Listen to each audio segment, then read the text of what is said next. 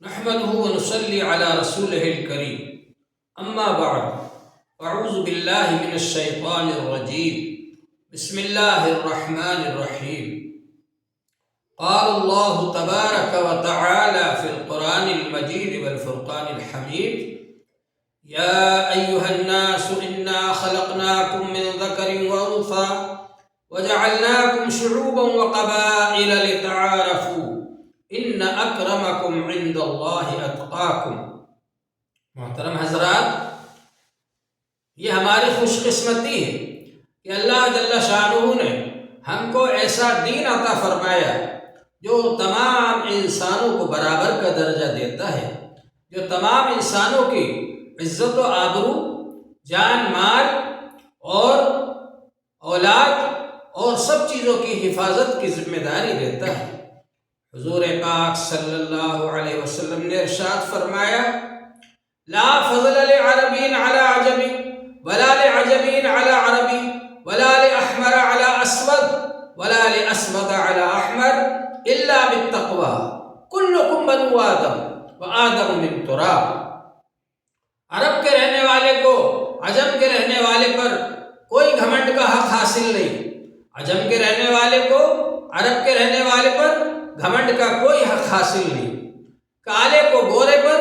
گورے کو کالے پر کوئی فخر اور بڑائی اور گھمنڈ کا حق حاصل نہیں۔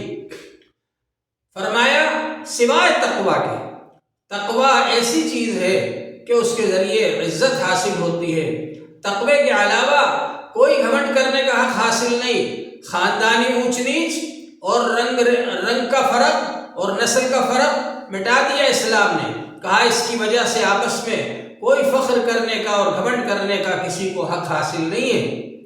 الا بالتقوی، سوائے تقوی کے، تقوی میں، پرہیزگاری میں، اللہ سے ڈرنے میں جو آدمی جتنا بڑا ہے اتنا ہی زیادہ عزت والا ہے۔ فرمایا حضور صلی اللہ علیہ وسلم نے کلکم بنو آدم، تم سب آدم علیہ السلام کی اولاد ہو، اور آدم علیہ السلام مٹی سے بنائے گئے تھے۔ کلکم بنو آدم وآدم من تراب، تو ظاہر بات ہے جب سب کے سب مٹی سے بنے ہیں تو کسی کو کسی کے اوپر بڑائی حاصل کرنے کا، فخر کرنے کا، گھمنڈ کرنے کا کوئی حق حاصل نہیں۔ اللہ جل شانہ نے اس آیت پاک کے اندر ارشاد فرمایا یا ایھا الناس، اے انسان، تمام انسانوں سے خطاب ہے، انا خلقناکم من ذکر وانثی، بے شک ہم نے تم کو ایک ہی جوڑے سے بنایا، ایک ہی ماں باپ سے بنایا۔ انا خلقناکم من ذکر وانثی وجعلناکم شعوبا وقبائل، اور پھر ہم نے تمہارے خاندان بنا دیے، برادریاں بنا دی، ذاتیں بنا دی، اور یہ اس لیے بنایا لتعارفوا، تاکہ تم آپس میں ایک دوسرے کی پہچان حاصل کرو۔ لیکن اس بات کو یاد رکھو ان اکرمکم عند اللہ اتقاکم، تم میں سب سے زیادہ عزت والا اللہ کی نظر میں وہ ہے جو سب سے زیادہ اللہ سے ڈرنے والا ہو، اللہ سے ڈر کر زندگی گزارنے والا ہو، کہ کوئی کام اس کی زندگی میں ایسا نہ ہو جائے جو اللہ کو ناراض کرنے والا ہے، کوئی کام ایسا نہ ہو جائے جس سے اللہ تعالیٰ کا عذاب آ جائے۔ اس سے ڈر کر جو آدمی زندگی گزار رہا ہے وہ اللہ کی نظر میں سب سے زیادہ عزت والا ہے۔ حضور پاک صلی اللہ علیہ وسلم نے حجۃ الوداع کے موقع پر صحابہ کرام سے سوال کیا ایو شہر ھذا، یہ کون سا مہینہ ہے؟ صحابہ کرام نے جواب دیا کہ اللہ و رسولہ اعلم، اللہ اور رسول ہی زیادہ جانتے ہیں۔ حضور پاک صلی اللہ علیہ وسلم نے سوال کیا ایو بلد ھذا، یہ کون سا شہر ہے؟ صحابہ کرام نے جواب دیا اللہ و رسولہ اعلم، اللہ اور رسول ہی زیادہ جانتے ہیں۔ حضور پاک صلی اللہ علیہ وسلم نے سوال کیا، دریافت فرمایا ایو یوم ھذا، یہ کون سا دن ہے؟ صحابہ کرام نے کہا اللہ و رسولہ اعلم، اللہ اور اس کے رسول ہی زیادہ جانتے ہیں۔ وہ یہ سمجھے کہ ہو سکتا ہے حضور پاک صلی اللہ علیہ وسلم ان چیزوں کا نام بدلنا جانتے ہو، نام بدلنا چاہتے ہو، کیونکہ ظاہر ہے کہ حج کا موقع ہے اور ذی الحجہ کا مہینہ ہے، اور 9 تاریخ ہے ذی الحجہ کی، اور اسی طرح سے بلد حرام ہے، مکہ شریف ہے، یہ سب کچھ سب کو معلوم ہے، لیکن حضور پاک صلی اللہ علیہ وسلم سوال فرما رہے ہیں، تو صحابہ کرام نے سوچا کہ شاید آپ نام بدلنا چاہتے ہیں۔ حالانکہ حضور پاک صلی اللہ علیہ وسلم نے اس لیے دریافت فرمایا تاکہ ان کے ذہن میں یہ بات حاضر ہو جائے اور ان کا ذہن حاضر ہو جائے اس موقع پر، اور آگے جو بات فرما رہے ہیں وہ اچھی طرح سے ذہن نشین ہو جائے۔ فرمایا کون سا شہر ہے یہ، کون سا مہینہ ہے، کون سا دن ہے، اور اس کے بعد فرمایا حضور پاک صلی اللہ علیہ وسلم نے الا ان دماءکم واموالکم واعراضکم حرام علیکم کحرمت یومکم ھذا فی شہری ھذا من مقامی ھذا الی یوم القیامہ۔ فرمایا حضور پاک صلی اللہ علیہ وسلم نے خبردار، جس طرح سے یہ مہینہ حرام ہے کہ اس کے اندر جنگ کرنا حرام ہے، جس طرح سے یہ جگہ واجب الاحترام ہے، حرام ہے، یہاں پر جنگ کرنا منع ہے، جس طرح سے یہ شہر حرام ہے کہ اس شہر میں جنگ کرنا حرام ہے، فرمایا جس طرح سے یہ سب چیزیں واجب الاحترام ہے، اسی طرح سے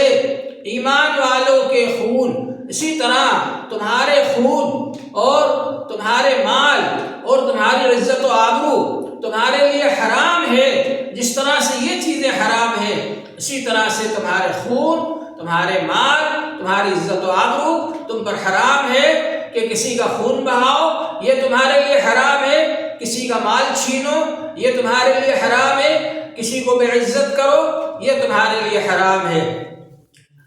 اور فرمایا حضور پاک صلی اللہ علیہ وسلم نے لا ترجعون من بعدی ضلالا یضرب بعضکم رقاب بعض، میرے بعد تم لوگ گمراہ نہ بن جانا اور ایک دوسرے کی گردنیں نہ مارتے پھرنا۔ یہ حجۃ الوداع کے موقع پر حضور پاک صلی اللہ علیہ وسلم نے تقریباً 1.25 لاکھ صحابہ کرام کے سامنے یہ انسانی حقوق بیان فرمائے، جس کے اندر یہ بیان فرمایا کہ انسان کے خون کی حفاظت کی جائے گی، اس کے مال کی حفاظت کی جائے گی، اور انسان کی عزت آبرو کی حفاظت کی جائے گی۔ یہ حقوق انسانی جو حضور پاک صلی اللہ علیہ وسلم نے ساری دنیا کے لوگوں کے لیے بیان فرمائے، ساری دنیا کے لوگ وہاں پر موجود تھے، صحابہ کرام جو اس عرصے میں مسلمان ہوئے وہ سب وہاں پر موجود تھے، اور حجۃ الوداع کے موقع پر یہ حضور پاک صلی اللہ علیہ وسلم کا خطبہ تھا، جو حضور صلی اللہ علیہ وسلم کا یہ حجۃ الوداع کا خطبہ ہے، اس کے اندر آپ نے یہ قانون بیان فرمایا،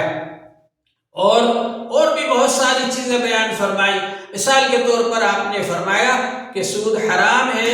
اور سب سے پہلے میں وہ سود ختم کرتا ہوں جو عباس رضی اللہ تعالیٰ عنہ کے زمانے کا تھا، اور آپ نے یہ بھی فرمایا کہ میں سب سے پہلے اپنے خاندان کا حارث کے زمانے کا جو خون تھا اس کو ختم کرتا ہوں، اب کسی کا خون نہیں بہایا جائے گا۔ تو اس طرح سے حضور پاک صلی اللہ علیہ وسلم نے یہ بات ارشاد فرمائی، تو اس سے معلوم ہوا کہ حضور پاک صلی اللہ علیہ وسلم نے انسانی حقوق بیان فرمائے، اور یہ انسانی حقوق جو ہے ساری دنیا کے لیے آج ایک نمونہ ہے کہ ساری دنیا جو آج عمل کر رہی ہے اس کو انسانی حقوق کا لحاظ رکھنا ضروری ہے۔ آج دنیا کے اندر آج بھی جھگڑے چل رہے ہیں، یورپ کے اندر اور افریقہ میں اور امریکہ میں کالے گوروں کی جنگ چل رہی ہے، اور کالوں کی لائنیں الگ اور گوروں کی لائنیں الگ لگوائی جاتی ہیں۔ اسی طرح سے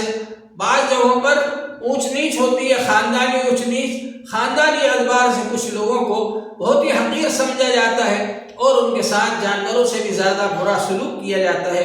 اور بعض لوگ اپنے آپ کو بہت اونچا سمجھتے ہیں اور عزت والا سمجھتے ہیں۔ تو اسلام نے یہ بتلایا کہ خاندان کی وجہ سے کوئی حقیر نہیں ہے، اور خاندان کی وجہ سے کوئی عزت والا نہیں ہے۔ جو نیک اعمال کرے گا، جو اللہ سے ڈر کر زندگی گزارے گا، جو دوسروں کے حقوق ادا کرے گا، اللہ کی نظر میں وہ سب سے زیادہ عزت والا ہے۔ تو انسانی حقوق جو بیان فرمائے، ہر ایک کو عزت عطا فرمائی اللہ تبارک و تعالی نے، اور حضور پاک صلی اللہ علیہ وسلم نے، اور ہر ایک کے ساتھ برابری کا برتاؤ کرنے کا حکم فرمایا۔ اس کا ہم کو معاشرے میں لحاظ رکھنا چاہیے۔ اگر اس کا معاشرے میں لحاظ رکھا جائے تو ہمارا معاشرہ ایک پاکیزہ معاشرہ بن سکتا ہے، ہمارا معاشرہ ایک مثالی معاشرہ بن سکتا ہے۔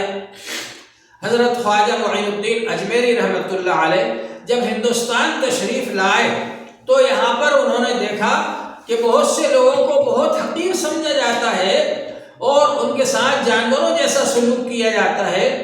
حضرت خواجہ معین الدین اجمیری رحمۃ اللہ علیہ کے پاس جو بھی انسان آتے تھے وہ ان کو گلے لگاتے تھے، وہ ان کے ساتھ عزت کا برتاؤ کرتے تھے، وہ ان کو احترام دیتے تھے، تو اس کی وجہ سے لوگ ان کے ہاتھ پر مسلمان ہو جاتے تھے، ان کے مرید ہو جاتے تھے، ان کے غلام بن جاتے تھے۔ تو اس طرح سے یہاں پر اللہ جل شانہ نے خواجہ اجمیری رحمۃ اللہ علیہ کے ذریعے سے بہت زیادہ لوگوں کو ہدایت عطا فرمائی اور سیدھا راستہ عطا فرمایا اور اسلام کی دولت سے مشرف فرمایا۔ دور حاضر میں بھی اگر ہم اللہ جل شانہ نے ہم کو جو اسلام عطا فرمایا ہے وہ ہم لوگوں کے سامنے ظاہر کریں اور حضور پاک صلی اللہ علیہ وسلم کے اخلاق سے ہم سب کو برتاؤ کریں، اخلاق کے ساتھ، اخلاق نبوی کے ساتھ، تو آج بھی لوگ ہمارے قریب آ سکتے ہیں، ہم سے مانوس ہو سکتے ہیں، ہم سے تعلق رکھ سکتے ہیں اور ہمارا معاشرہ پاکیزہ معاشرہ بن سکتا ہے اور ہمارا معاشرہ امن اور چین اور راحت اور سکون والا معاشرہ بن سکتا ہے۔ اللہ جل شانہ ہم سب کو عمل کی توفیق عطا فرمائے۔ وآخر دعوانا الحمدللہ۔